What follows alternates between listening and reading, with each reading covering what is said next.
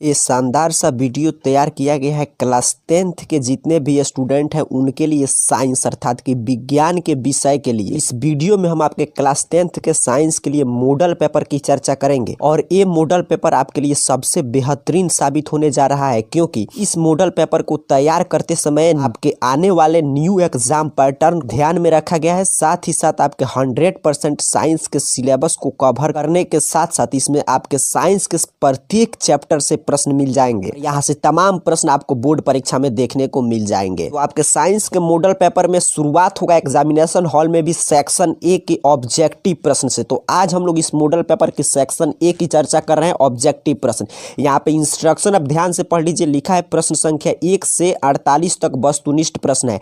इनमें से किन्हीं 40 प्रश्नों का उत्तर देना है। प्रत्येक प्रश्न के साथ 4 विकल्प दिए गए हैं, जिनमें से एक सही है। प्रत्येक प्रश्न 1 अंक का है, अर्थात कि इंस्ट्रक्शन में बताया जा रहा है कि 48 तक ऑब्जेक्टिव प्रश्न है आपका सेक्शन ए में, और इसमें से आपको किन्हीं 40 प्रश्न का उत्तर देना है। ऐसा ही इंस्ट्रक्शन आपको एग्जामिनेशन हॉल में भी मिलेगा। यहाँ पे यही इंस्ट्रक्शन इंग्लिश में लिखा गया कि question number 1 to 48 are of objective type, answer any 40 questions. Each question has 4 option out of which only 1 is correct. Each question carries 1 mark. 40 into 1 is equal to 40। चलिए अब प्रश्न की चर्चा करते हैं। फिर मैं बता दे रहा हूँ, एक एक प्रश्न बड़ा ही महत्वपूर्ण है आपके बोर्ड परीक्षा के लिए, अतः सभी प्रश्न का आप उत्तर देने का प्रयास कीजिएगा। यदि आपके पास OMR सीट होगा तो OMR सीट में भरते चलिए या कॉपी पर लिखते चलिए। अंत में जरूर अपने नाम के साथ नीचे कमेंट बॉक्स में बता दीजिएगा कि आपका कुल कितना प्रश्न 40 में से सही हुआ है। पहला शानदार सा प्रश्न आपके सामने आ गया। कह रहा है प्रकाश का वेग न्यूनतम होता है। पूछा है, ऑप्शन दिया गया, इसमें प्रकाश का वेग न्यूनतम किसमें होता है?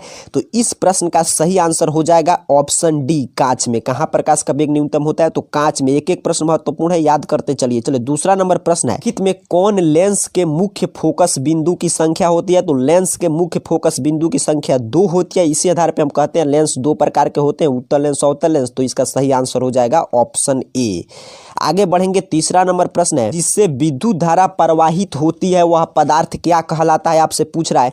तो वह पदार्थ जिससे विद्युत धारा प्रवाहित होती है वो सुचालक कहा जाता है विद्युत का। तो इसका सही आंसर हो जाएगा ऑप्शन ए। चौथा नंबर प्रश्न कर रहा है, एक साधारण प्रिज्म कितने सतह से घिरा होता है? तो इस प्रश्न का सही आंसर हो जाएगा ऑप्शन सी। एक साधारण प्रिज्म कितने सतह से घिरा होता है? 5 सतह से। तो इसका सही आंसर आपको कर देना है ऑप्शन सी। 5 नंबर प्रश्न है, इंसुलिन की कमी से होता है, इंसुलिन की कमी से मधुमेह रोग होता है। तो इसका सही आंसर हो जाएगा ऑप्शन ए। आगे बढ़ेंगे, छठा नंबर प्रश्न है, एंड्रोजन है। एंड्रोजन क्या है? नीचे ऑप्शन आपको दिखाई दे रहा है। तो एंड्रोजन एक नर हार्मोन है। तो इसका सही आंसर हो जाएगा ऑप्शन ए। नंबर महत्वपूर्ण प्रश्न है, कर रहा है, वृक्क के संरचनात्मक एवं क्रियात्मक इकाई को क्या कहते हैं? वृक्क के संरचनात्मक एवं क्रियात्मक इकाई को नेफ्रॉन कहते हैं। तो इसका सही आंसर हो जाएगा ऑप्शन डी। चलिए 8 नंबर प्रश्न की बात करें तो कह रहा है, निम्नलिखित में कौन पादप हार्मोन नहीं है? आपसे जो ऑप्शन दिखाई दे रहा है इसमें से पूछा है कौन पादप हार्मोन नहीं है। तो सी नंबर ऑप्शन ध्यान से देखिए, ऑक्सीटोसिन जो है ये पादप हार्मोन नहीं है। तो इसका सही आंसर हो जाएगा ऑप्शन सी। 9 नंबर प्रश्न है, बीज रहित फलों को बनने को क्या कहते हैं? तो बीज रहित फलों को बनने को हम कहते हैं अग्र प्रभाविकता। तो इसका सही आंसर हो जाएगा ऑप्शन सी। नंबर प्रश्न पे ध्यान दीजिए। 10 नंबर प्रश्न कह रहा है, निम्नलिखित में कौन लैंगिक जनन संचारित रोग है? एड्स और गोनोरिया, जो दोनों ए और बी ऑप्शन दिखाई दे रहा है, ये दोनों रोग लैंगिक जनन संचारित रोग है। तो इसका सही आंसर हो जाएगा ऑप्शन डी, ए और बी दोनों। अभी तक जो भी स्टूडेंट इस वीडियो को लाइक नहीं किए वो जरूर इस वीडियो को लाइक कर दें, क्योंकि आप जितना ही ज्यादा वीडियो को लाइक करते हैं हम आपके लिए उतना ही प्रयास करेंगे कि शानदार शानदार प्रश्नों का मॉडल सेट जो सभी मार्केट में उपलब्ध मॉडल पेपर से बेहतरीन हो, वैसा मॉडल पेपर लिए हम लेकर आते हैं। तो वीडियो को लाइक जरूर कर दीजिएगा, और साथ ही साथ चैनल पर नए हो तो इसे सब्सक्राइब कर बेल आइकन जरूर प्रेस कर लीजिएगा, क्योंकि आपके लिए ऐसे ही महत्वपूर्ण क्लास यहाँ पे देखने को मिलते रहता है। चलिए आगे बढ़ेंगे। 11 नंबर प्रश्न, आधुनिक आवर्त सारणी में कुल समूह है। आपसे पूछ रहा है कि आधुनिक आवर्त सारणी में कुल कितने समूह है? तो इसका सही आंसर हो जाएगा ऑप्शन ए, 18। कितना समूह है? Option A, 18। और यहाँ पे एक प्रश्न मैं आपसे पूछ रहा हूँ जिसका जवाब आप नीचे कमेंट बॉक्स में दीजिएगा कि आधुनिक आवर्त सारणी को किसने तैयार किया था? मैंने क्या आपसे प्रश्न पूछा, ध्यान से समझ लीजिए। आधुनिक आवर्त सारणी को किसने तैयार किया था? इसका जवाब आपको नीचे कमेंट बॉक्स में देना है। चुंबकीय क्षेत्र का SI मात्रक इस साल के लिए बड़ा महत्वपूर्ण प्रश्न है। तो इसका SI मात्रक होता है Tesla. Option A right answer हो जाएगा क्वेश्चन नंबर 12 का। चलिए आगे बढ़ेंगे। 13 नंबर प्रश्न है, लघु पतन अर्थात कि शॉर्ट सर्किट के समय परिपथ में विद्युत धारा का मान क्या होता है? आपसे पूछा जा रहा है। तो शॉर्ट सर्किट अर्थात कि लघु पतन के समय परिपथ में विद्युत धारा का मान बहुत अधिक बढ़ जाता है। तो इसका सी आपको सही आंसर याद रखना है। चलिए आगे बढ़ेंगे। 14 नंबर प्रश्न है, विद्युत चुंबकीय प्रेरक की खोज किसने की थी? तो आपके विद्युत चुंबकीय प्रेरक की खोज फैराडे ने की, तो इसको याद कर लीजिए। इसका सही आंसर हो जाएगा, जब एग्जामिनेशन में पूछेगा तो ऑप्शन ए फैराडे ने। नंबर प्रश्न आपसे पूछा जा रहा है, पवन विद्युत जनित्र में पवन की चाल कम से कम होनी चाहिए। मतलब कि पवन विद्युत जनित्र में आपसे पूछा है कि हवा का चाल कम से कम क्या होना चाहिए। का सही आंसर हो जाएगा ऑप्शन ए 15 किलोमीटर प्रति घंटा कम से कम होना चाहिए। 16 नंबर प्रश्न भी महत्वपूर्ण प्रश्न है, कह रहा है नौरा नाभिकीय विद्युत संयंत्र किस राज्य में स्थित है? तो आपके बी महाराष्ट्र में स्थित है, तो इसका सही आंसर हो जाएगा ऑप्शन बी। 17 नंबर प्रश्न कह रहा है, निम्नलिखित में से कौन सा बुझा हुआ चूना है? आपसे ऑप्शन में से आपको बतलाना है कि कौन बुझा हुआ चूना है, तो इसका सही आंसर देखिए ऑप्शन बी पे आपको दिखाई दे रहा है CaOS2 बुझा हुआ चूना है, तो बी आपको सही आंसर कर देना है। 18 नंबर प्रश्न है, सल्फेट क्रिस्टल का रंग क्या होता है? आपसे पूछा है, बड़ा महत्वपूर्ण प्रश्न है। फेरस सल्फेट क्रिस्टल का रंग क्या होता है? तो हरा रंग होता है, याद कर लीजिए।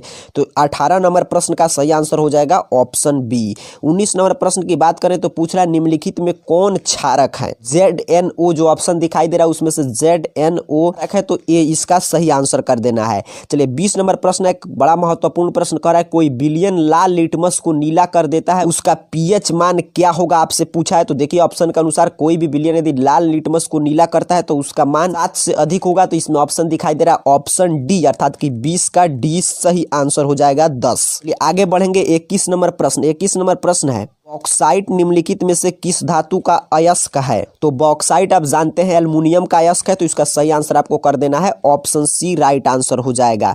22 नंबर प्रश्न है, लोहा निकेल और क्रोमियम के मिश्र धातु को क्या कहते हैं? लोहा निकेल और क्रोमियम के मिश्र धातु को हम स्टेनलेस स्टील कहते हैं, तो इसका सही आंसर हो जाएगा ऑप्शन डी। 23 नंबर प्रश्न की बात करें तो कह रहा है, एसिटिक अम्ल का IUPAC नाम क्या है? पूछा है कि जो ऑप्शन दिया गया इसमें से एसिटिक अम्ल का IUPAC नेम क्या है, आपको बतलाना है। सही आंसर हो जाएगा ऑप्शन सी, एथेनोइक अम्ल। चलिए 24 नंबर प्रश्न की बात करें तो कह रहा है, सरलतम हाइड्रोकार्बन इसमें से कौन है? तो आप जानते हैं सबसे सरलतम हाइड्रोकार्बन मीथेन है, का सही आंसर हो जाएगा ऑप्शन ए, मीथेन। चलिए 25 नंबर प्रश्न, ऊर्जा का SI मात्रक क्या होता है? तो देखिए ऑप्शन में दिखाई दे रहा है जूल, तो इसका सही आंसर हो जाएगा ऑप्शन बी, जूल 25 का राइट आंसर हो जाएगा।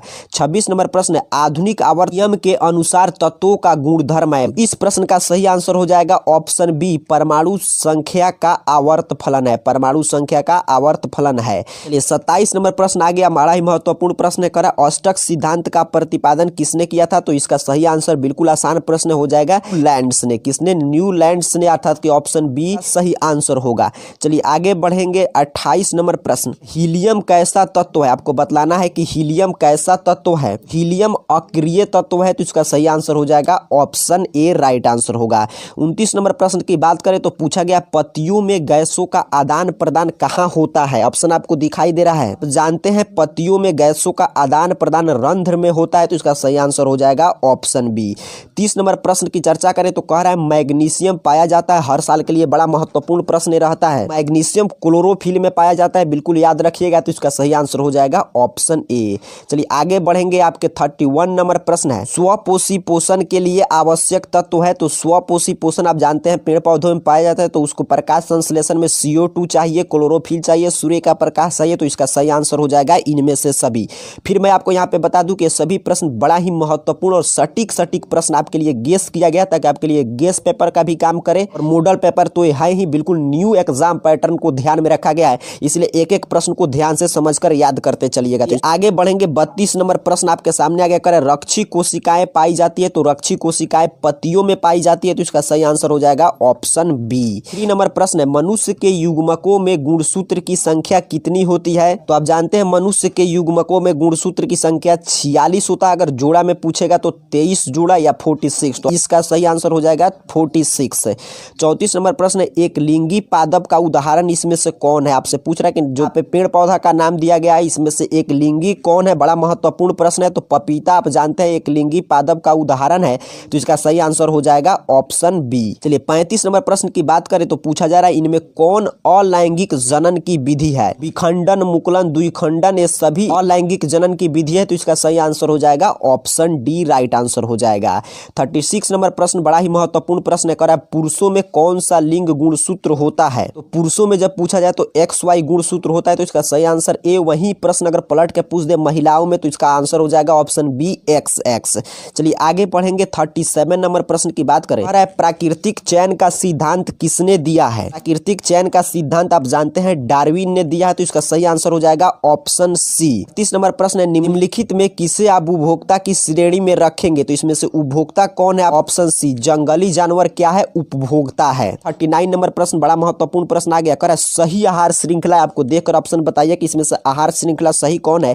तो बिल्कुल आसान प्रश्न है, ऑप्शन डी आपको दिखाई दे रहा है, घास को हिरन खाता है, हिरन को शेर। सही आहार श्रृंखला होगा ऑप्शन डी। 40 नंबर प्रश्न की बात करें तो पूछा जा रहा है निम्नलिखित में कौन प्राकृतिक संसाधन है। तो वायु, जल, मृदा सभी प्राकृतिक संसाधन है, तो इसका सही आंसर हो जाएगा इनमें से सभी। यही आज के महत्वपूर्ण 40 प्रश्न थे। तो इस मॉडल पेपर हम लोग आज सेक्शन ए अर्थात के ऑब्जेक्टिव प्रश्नों की चर्चा कर चुके हैं। यदि आप चाहते हैं क्योंकि बिल्कुल शानदार सा मॉडल पेपर आपके लिए तैयार किया गया है कि इसका सब्जेक्टिव प्रश्न की हम लोग चर्चा करें, नीचे कमेंट बॉक्स में जरूर बताइएगा। साथ ही साथ इस वीडियो को लाइक जरूर कीजिएगा और चैनल पर नए हो तो सब्सक्राइब कर लीजिएगा।